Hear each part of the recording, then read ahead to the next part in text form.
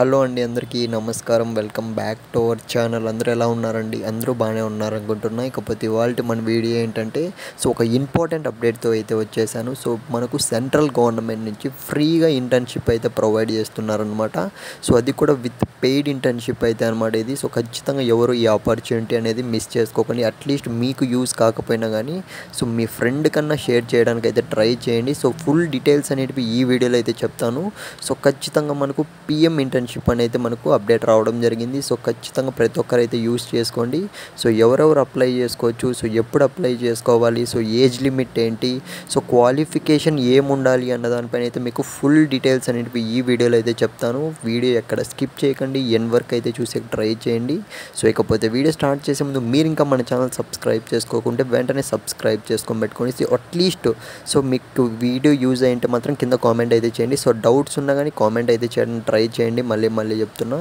ఇక మనం ఏమాత్రం ఆలస్యం చేయకుండా వీడియోలోకి అయితే వెళ్ళిపోదాం. మీరైతే స్క్రీన్ మీద అయితే చూస్తున్నారు కదా. టోటల్గా చూసుకున్నట్లయితే ఇది మనకు 12 months ఉంటుందన్నమాట ఈ ఇంటర్న్షిప్ అనేది.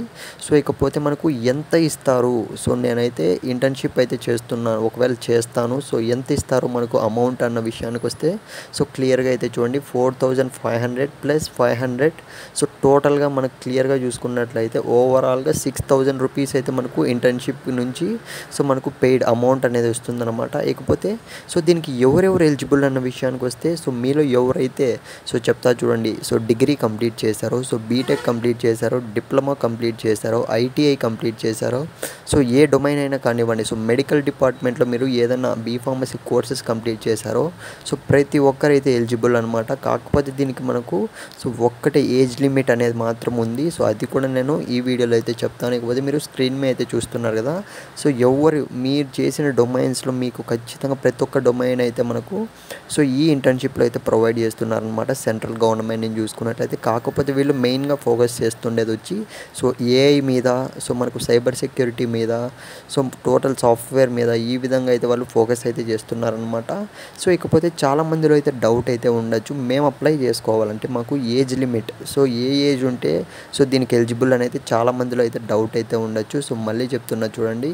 మనకు క్లియర్గా చూసుకున్నట్లయితే ఏజ్ లిమిట్ అనేది 21 to 24 years మధ్యలోనే మనకు ఇక్కడ చూపిస్తా చూడండి ఒకసారి. గుర్తుపెట్టుకోండి. 21 నుంచి 24 years అయితే ఉండాలి. అంటే మీకు బీటెక్ అయినా అయిపోయి ఉండాలి, లేదంటే డిగ్రీ అయినా కంప్లీట్ అయి ఉండాలి.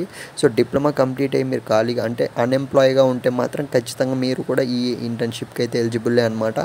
మనకు ఇంటర్న్షిప్ కంప్లీట్ అయిన తర్వాత ఫుల్ టైం ఆపర్చునిటీ అయితే ఇవ్వబోతున్నారు. ఎప్పుడు అప్లై చేసుకోవాలో నెక్స్ట్ వీడియో అయితే చేస్తాను.